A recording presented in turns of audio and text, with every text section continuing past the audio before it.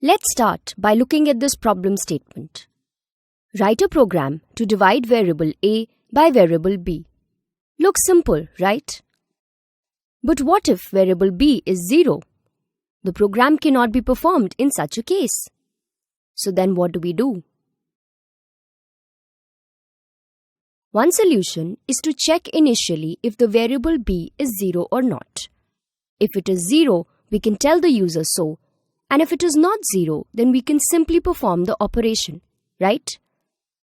But do you know how to write such a program with such different actions for different possibilities? I'm sure the answer is no. Well, to write such programs where we need to check certain conditions and then perform some operations, we use the if-else statements or the if-else block. This is the syntax used to write the if-else block. So as you can see here, the program is just like the flowchart we had planned out earlier. We have used the if keyword here and we've mentioned the condition for the if statement. Now if this condition is true, some operation will be performed. Else, some other operation will be performed. Let's open the IDE and write the program using this syntax. We will first define two variables a and b. Then we will write the if statement to check if b is equal to 0.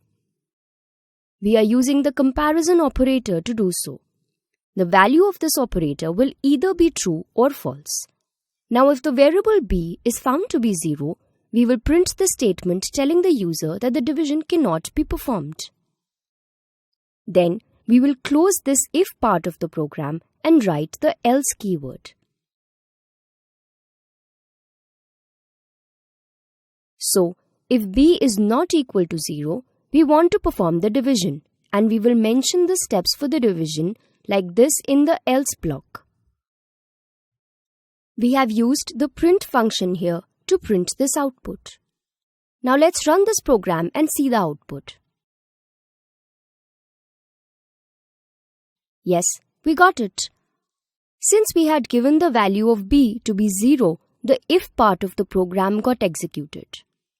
Now let's change the value of b to some non-zero integer and see the output. Yes, we get the expected results. Now let's take another example. The problem statement is this. Declare two integer variables and tell which of them is the greater number. So let us declare two variables. Then we write the if statement to check if the variable a is greater than variable b. If the condition is true, we will print a statement saying that a is greater than b. Else, the statement printed will be b is greater than a. Now let's check the output for this.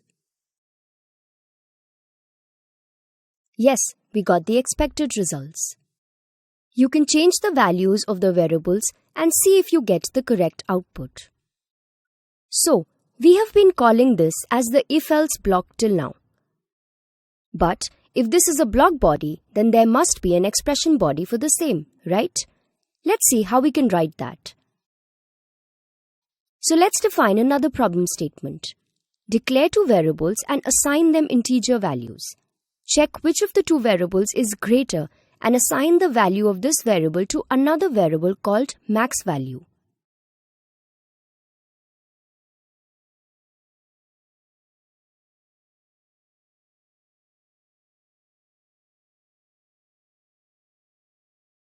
This is how we will write the block body for this problem statement.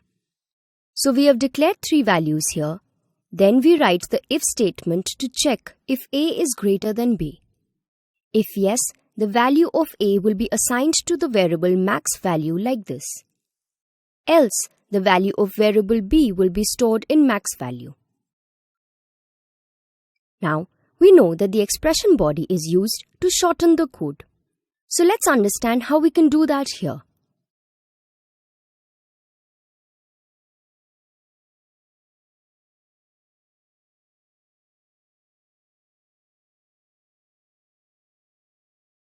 we can take out this variable max value from these block bodies since it is common to both. And we can modify this code like this to make it an expression body.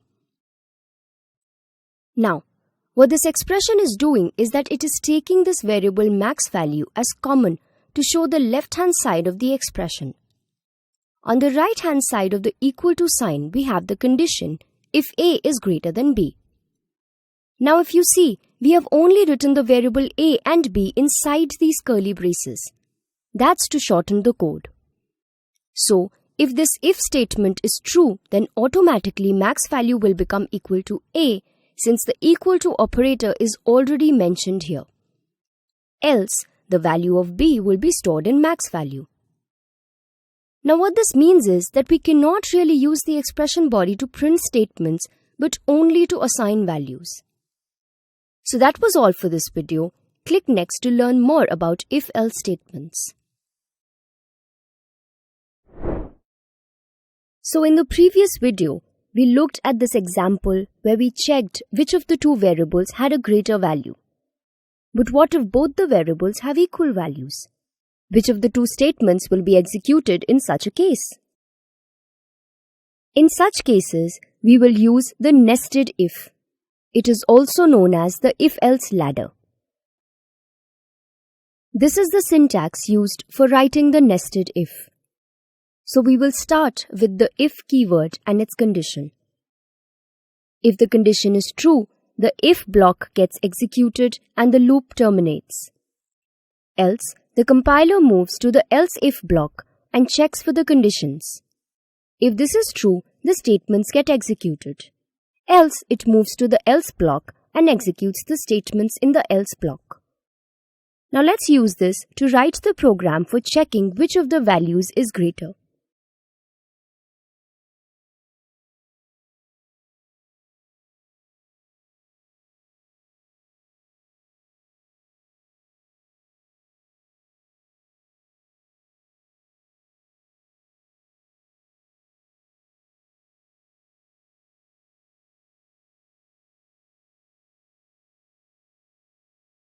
This is how we will write it. So if A is greater than B, this statement will be printed. Else, if B is greater than A, this statement will be printed. And if neither are true, it will mean that both A and B have equal values, and so this statement will get executed. Let us run this program and see the output. We get the expected results. You can try changing the values for the variables and see if the program gives the correct output for all the cases. Now sometimes the if-else ladder may get really big and it may cause confusion as well as make the code look untidy. For such cases, we use the when expression. This is the syntax for writing a when expression. So we have the when keyword and then the condition here. And then, instead of using the if-else, we only mention the cases or the conditions that we would have mentioned in the if-else. And then, using arrows like this, we write the operations that we want to perform for each of the cases. At the end, we have the else block to execute statements if none of the above cases are true. Let's look at an example here. So let's say we declare an integer variable, and we use the when expression to print the integer in words.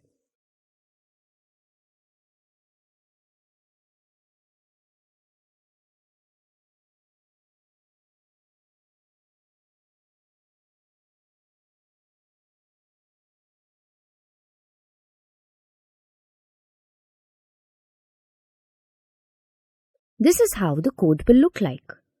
So here, we have declared this variable. We have used the when expression here and passed the variable within parentheses here. Ideally, there should be a condition here, but all we want to check here is the number that is input in the variable. And here, we have written all the cases. So if the number is 0, this will be printed. If it is 1, this will be printed, and so on. In the end, we have the else statement. So that if the number in the variable does not match any of the cases, this statement will be printed. Now let's take another example. Let's input a number and print positive if the number is greater than 0, negative if the number is less than 0, and 0 if the number is 0.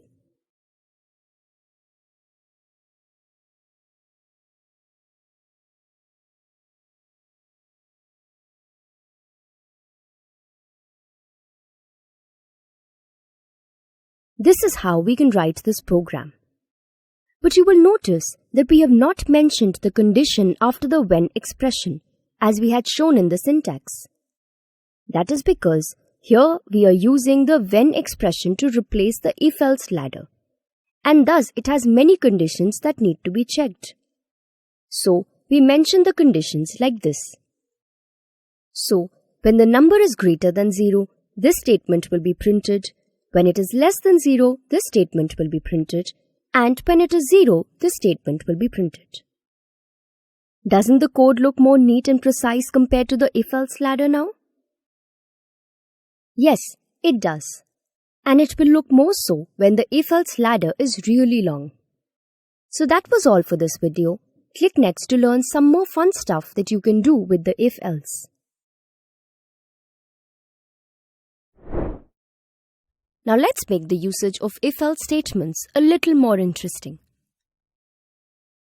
Let's say we want to put multiple conditions on a variable. So let's say we want to check if a number is greater than 0 and also less than 5. If yes, we want to execute some statements. How will we do so? Well, the answer is by using logical operators. So we have looked at 4 types of operators till now. Those are the arithmetic operators, comparison operators, assignment operators, and the increment-decrement operators, right? Now let's add logical operators to this list and see what they are. So what are logical operators? Well, they help us make logical decisions. We will be looking at 3 logical operators: the logical OR, the logical AND, and the logical NOT operators. The result for each logical operator is always a Boolean value. That is, it will either be true or false. Also, the one thing that we need to keep in mind is that all logical operators are mostly used to evaluate 2 conditions. Now let's look at the logical OR first. So it returns true if either of the conditions is true. It works just like the English word OR. If the condition 1 is true and condition 2 is true, the result will be true. If condition 1 is true but condition 2 is false, the result will still be true. If condition 1 is false but condition 2 is true, the result will be true. But if both conditions 1 and condition 2 are false, the result will be false. Now let's look at the logical AND. So just like the word AND works in English, the result for the logical AND operators is true only if both conditions are true.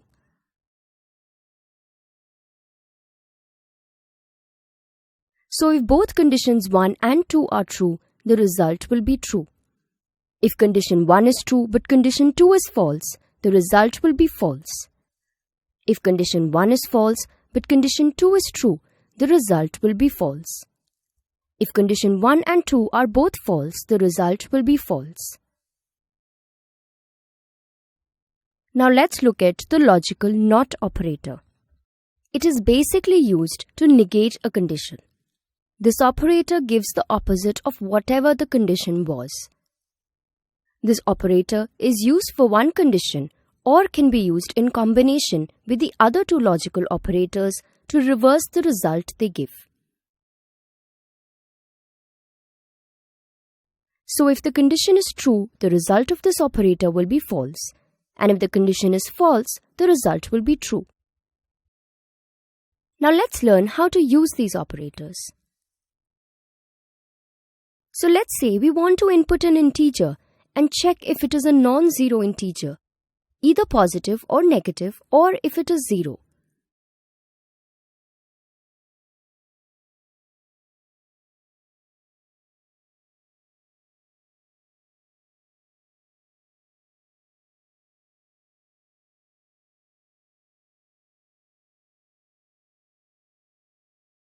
So first, let us declare a variable.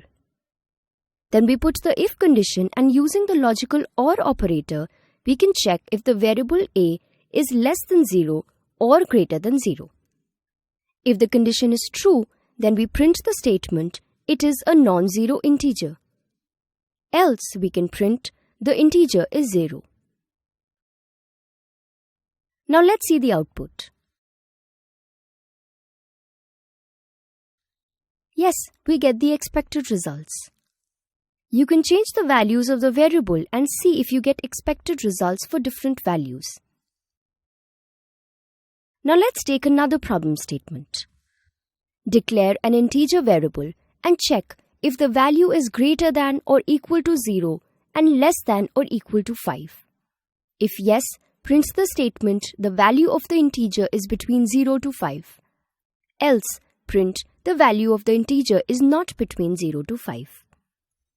Now let's write the program for this.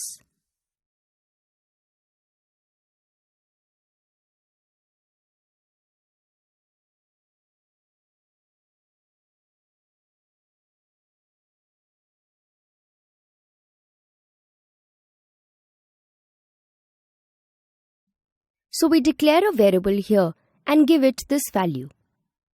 Then we use the if statement and the AND condition to check the conditions. So, if a is greater than 0 and less than 5, we will print this statement in the if block. Else, we will print this statement. Now let's run the program and check the output. Yes, we get the expected results. Play around with more values and see if the condition holds true. Now let's use the logical NOT operator in front of this condition and see if the results get reversed.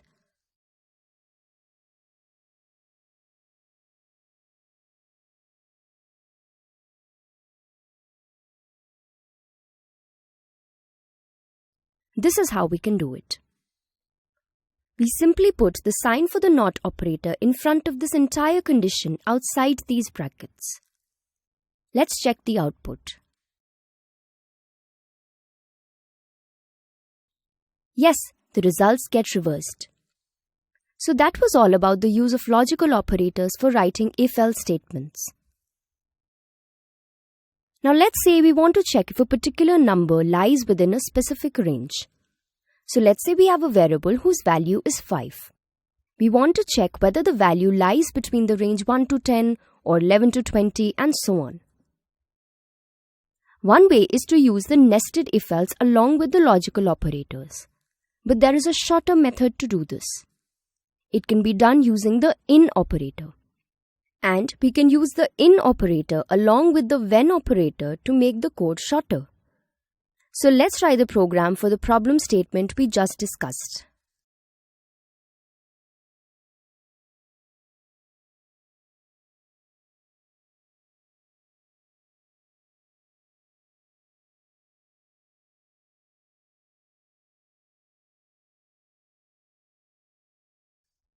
We declare a variable, then we write the when statement and pass the variable here, since we need to check for this number itself. Then we write the conditions inside these curly braces.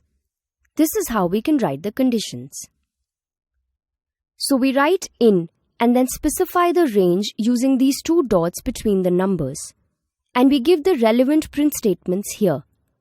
So the compiler checks if the value of the variable lies between these two numbers 1 and 10, including 1 and 10 both. Now let's look at the output. Yes, we get the expected results. Play around with more numbers and check the output. So we have learned how to make decisions in our programs using the if-else conditions. Click Next whenever you are ready. We have all been in that phase where we listened to one song on loop over and over again. But how did that happen in the backend? How can our phone put a song on repeat? So let's understand how we can repeat a particular mechanism. The concept used to make it work is called loops. Simple to remember, right? So what are loops? Loops are used to repeat a particular code sequence. Now let's understand how a loop will work in programming. So let's say we want to print all the natural numbers from 1 to 10, and we want to use loops for this. Now what all will we need to do this? So as we said, loops are used to repeat a code sequence. And for this program, we can say that this code sequence will be a print statement that will print a natural number each time. Now, we need a counter that will start from 1 and go up till 10 and will increase by 1 at each iteration or repetition, right? So this means that we need two things for the loop to work. One, a counter or an iterator, which can be a variable, right? And next, we need to specify a range or a condition till which the loop will run again and again. Once the range is finished or the condition turns false, the loop will stop running. We hope that you have understood the basic working of a loop. Now there are three types of loops in Kotlin: the for loop, the while loop, and the do-while loop. All these three have different use cases, but they can all be used to perform the same task as well. So let us look at the syntax for each type and then learn how to write programs for each. Let us look at the syntax for the for loop. This is the syntax for the for loop. So, we have the keyword for. Then in these brackets, we have the iterations. This will contain the iterator and the range for which it will run. Next, within these brackets, we have the code sequence that will be performed repeatedly. Now let's look at a program for the for loop. We will print numbers from 1 to 10 using the for loop.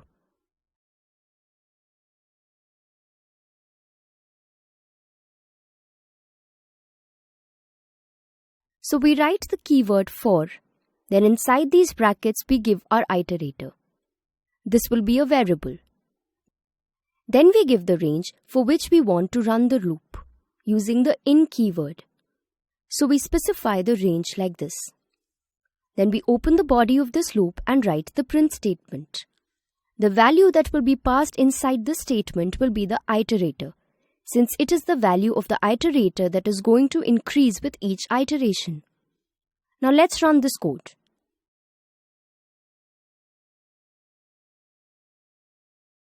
Yes, we get the expected results.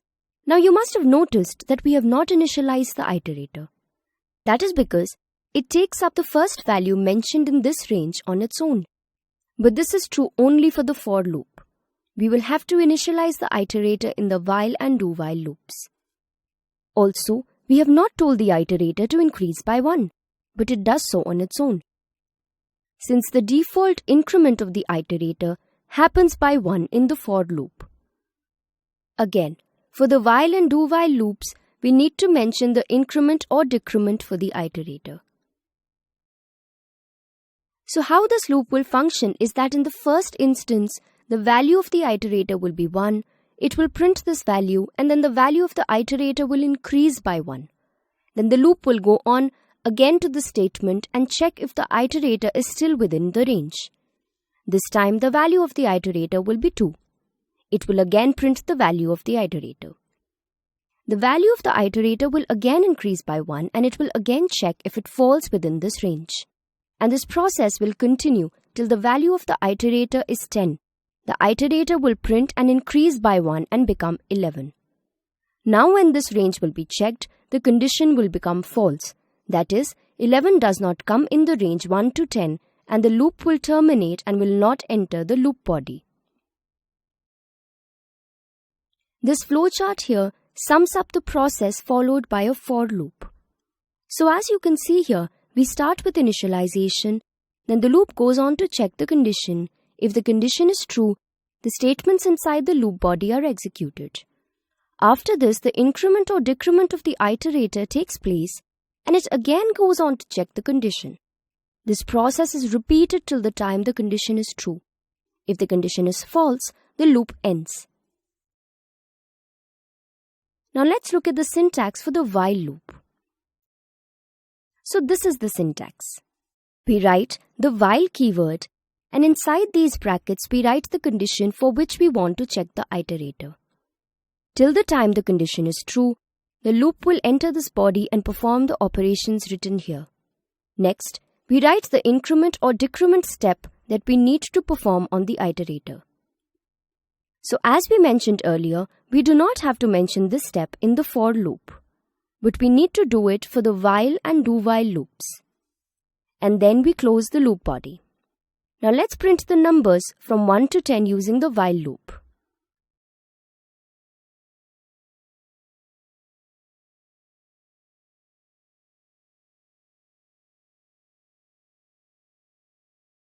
So we initialize the iterator first, then we write the keyword while. In these brackets we write the condition. Now we want the iterator to run till it is 10, right? So the condition can be while I is less than equal to 10. Then inside the loop body we write the print statement and pass the iterator within these brackets. At last we write the increment statement, which in this case will be I++. Now let's run this code.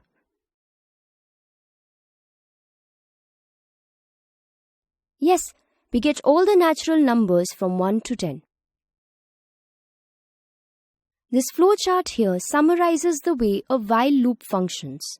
So it checks the expression first. If the condition is true, the while loop body is executed. And it goes back to the test expression. This process continues till the condition is not false. Once the condition is false, the loop terminates. So that was all about the while loop. Now let us look at the syntax for the do-while loop. This is the syntax. So we write the do keyword first, then within this body we write the operations that will be performed. And we also mention the increment or decrement step that we want to have. Now outside this body, we write the while keyword and we give the condition for which we need to check the iterator in this bracket. Now, if you see, the while and do-while loops look very similar. The only difference is that in the while loop, the while condition comes first and is checked first before the loop body is executed even once. But in the do-while loop, the loop body gets executed first, which means that the loop body will always get executed at least once in a do-while loop, whether the condition is true or not. Only after the body is executed is the condition checked here. Now let us print the natural numbers from 1 to 10 using the do-while loop.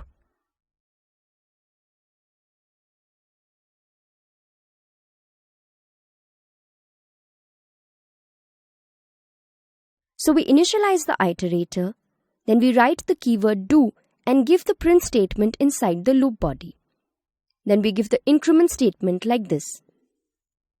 Now outside the loop body, we give the while condition like this. Now let's run the code.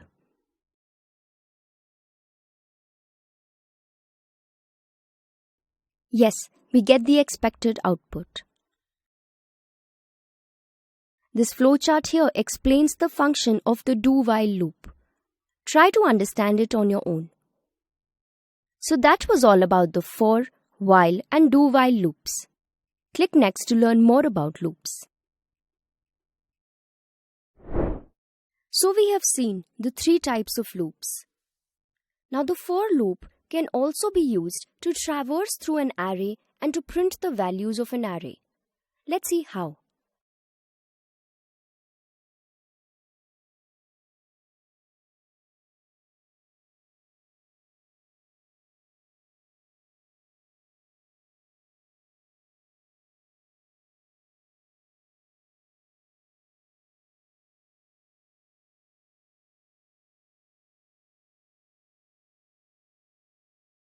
Let us look at this program.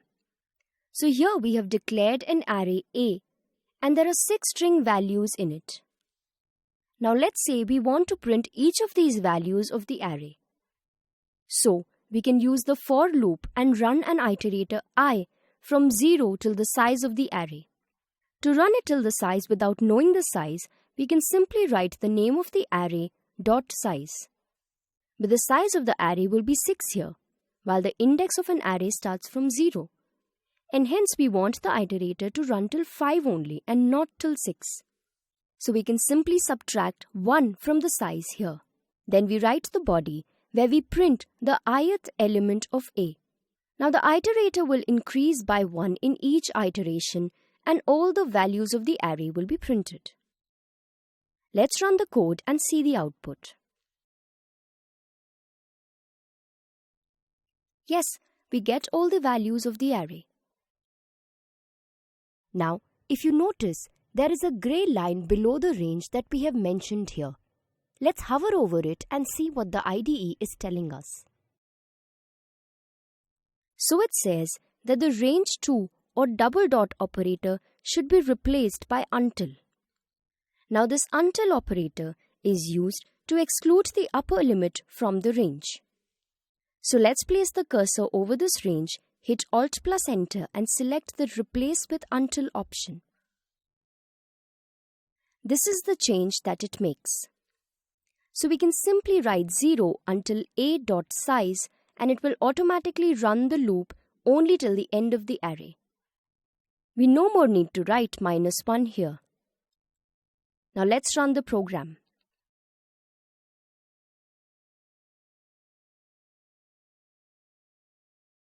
Yes, we get the expected output. So that was all for this video. We will look at some more concepts of loops in the next video. Okay, so till now, the iterator in our loops is increasing by 1. What if we want to increase the iterator by 2 or some other number? Let's see how we can do that. So, the increment in a loop is known as a step in KOTLIN. By default, this step is set to 1. But if we want to change the value of step for a program, we can manually define it. So let's open our IDE and define a step in the for loop.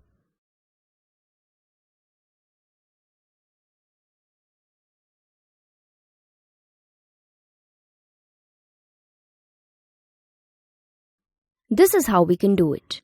In these brackets, we simply add the word step and the value for which we want to set it. So here, the step is set to 2. That is, the loop will now run from 1 to 10 and will increment by 2 at each iteration. Let's look at the output. Yes, we get the expected results. Now, let us do the same thing for the while and do-while loops.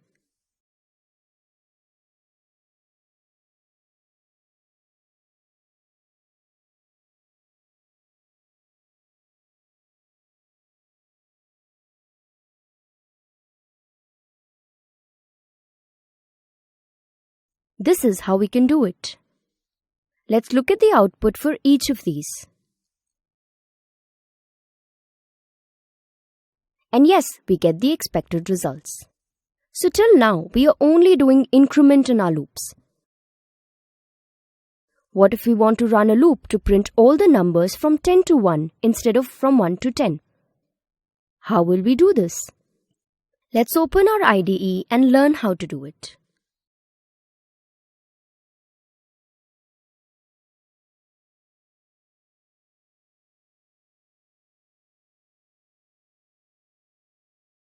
So we write a program using the for loop.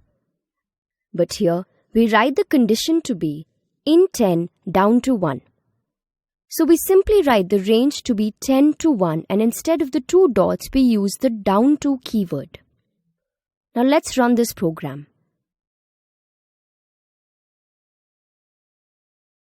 Yes, we get the results. You can also mention the step here to be 2 or any other number. Go try it out. Now let's do the same thing using while and do-while loops.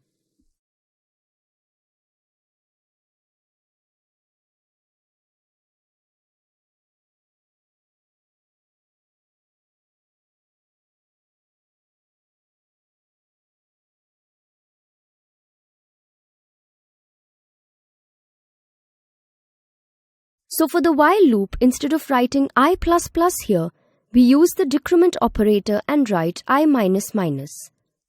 Similarly, for the do-while loop here, we write K-. Now let's run these programs and see the output. Yes, we get the expected results. So that was all about loops. Keep practicing. Let's start with addressing the question, what is the scope of a variable? Now just like we have the scope in a camera, which is the view that is visible from a camera, similarly, we have the scope of a variable in programming. So the scope of a variable is the visibility of a particular variable within a piece of code. Let's look at an example to understand it better.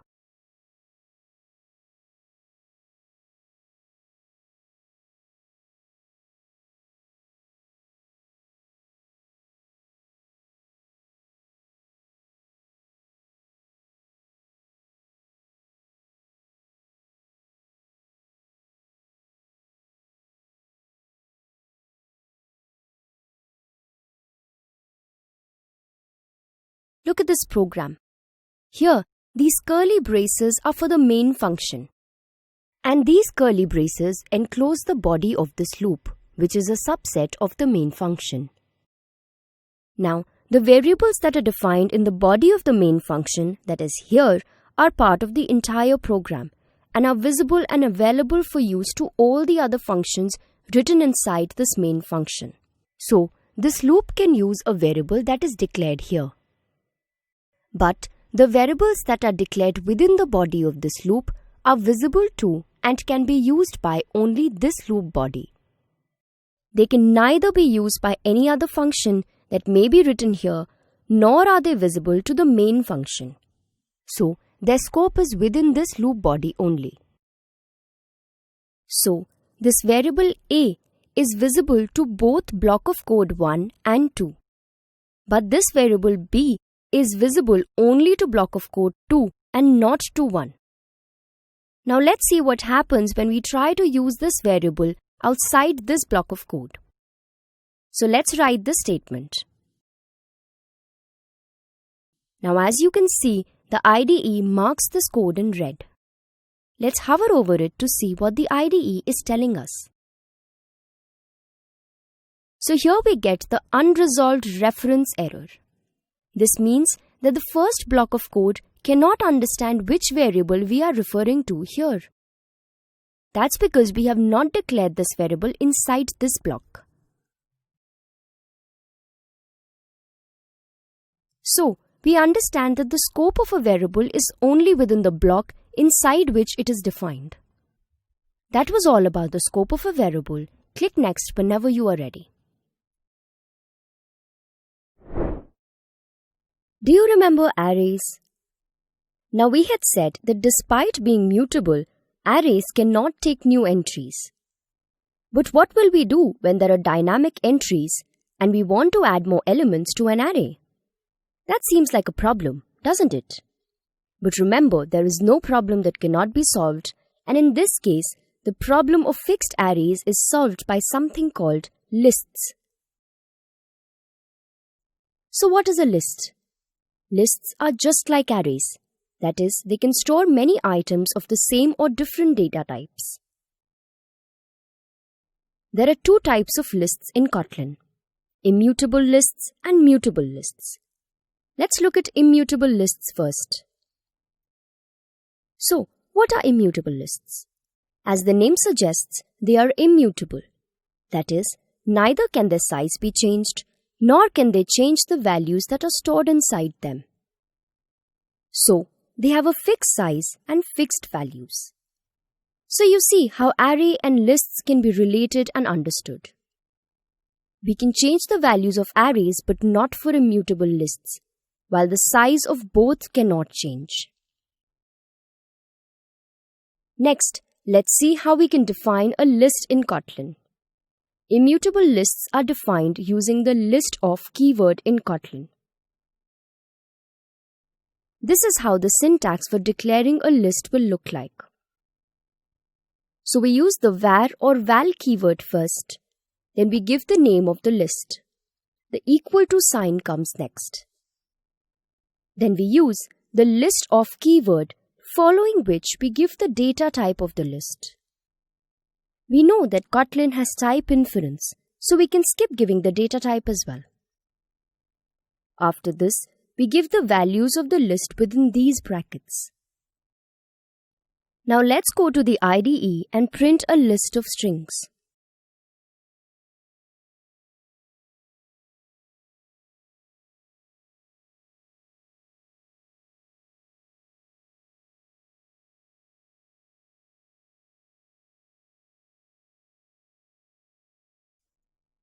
This is how we can do it.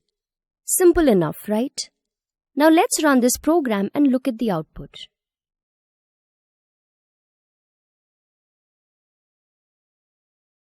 Yes, we get all the values of the list as our output. So as you can see, lists are pretty similar to arrays. Now let's try to change an element of the list.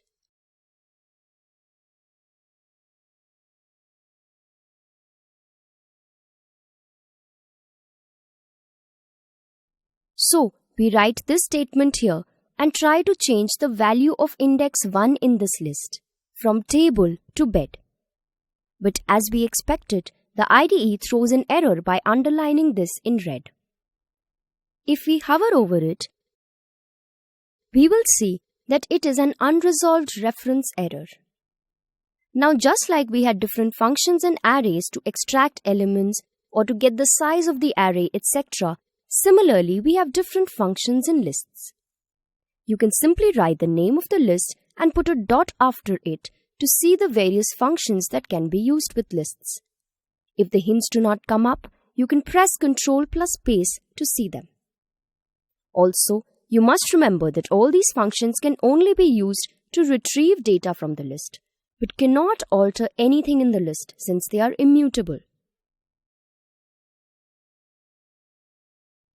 So what is the function of an immutable list?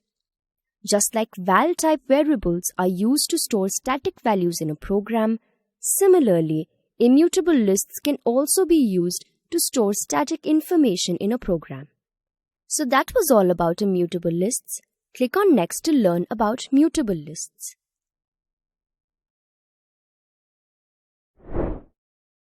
Now let us look at mutable lists. So, mutable lists are lists to which we can add new elements as well as change the already existing values. So how can we define mutable lists? Mutable lists are defined using the mutable list of keyword. This is the syntax for declaring mutable lists. It's similar to the syntax for declaring immutable lists, just that the keyword has changed here.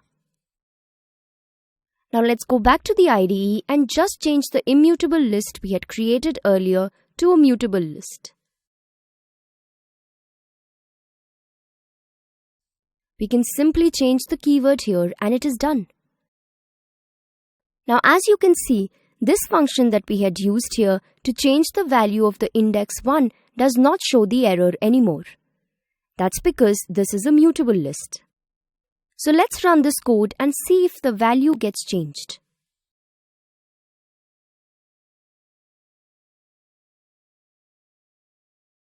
Yes, it does. Now let's see how we can add more elements to the list.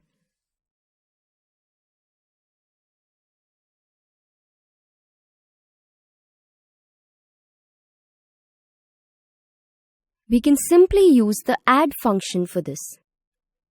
So we write the name of the list, put the dot operator after it, and the name of the function we want to use, that is, add.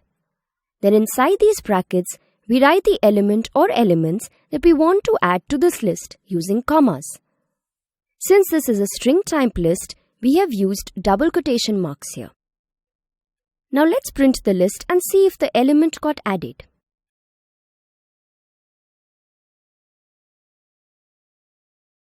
Now, when we run the code, we see that the element was added at the end of the list. But what if we want to add an element at a particular index? Let's see how we can do that.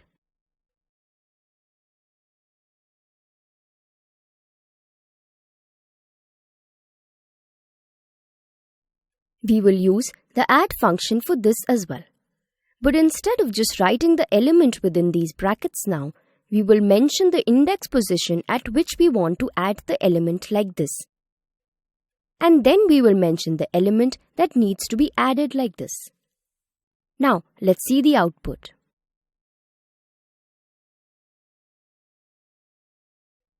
Yes, the element we mentioned got added at index 2.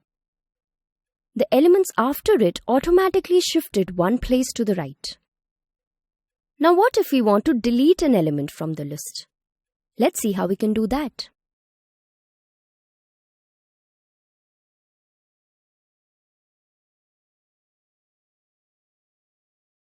So, we write the name of the function, use the dot operator and write the remove at function to do this.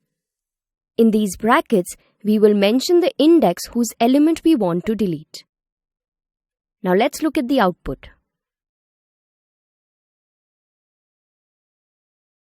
Yes, if you see, the element at index 3 got removed from the list. Now what if we want to add a complete array or list to a mutable list? Let's see how we can do that.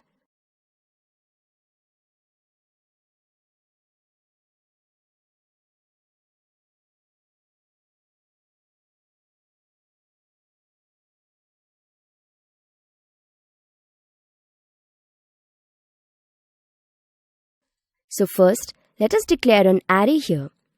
Then we write the name of the list to which we want to add this array and use the add all function to do this. Now inside these brackets, we mention the name of the array or list that we want to add. Now let's run this code and look at the output.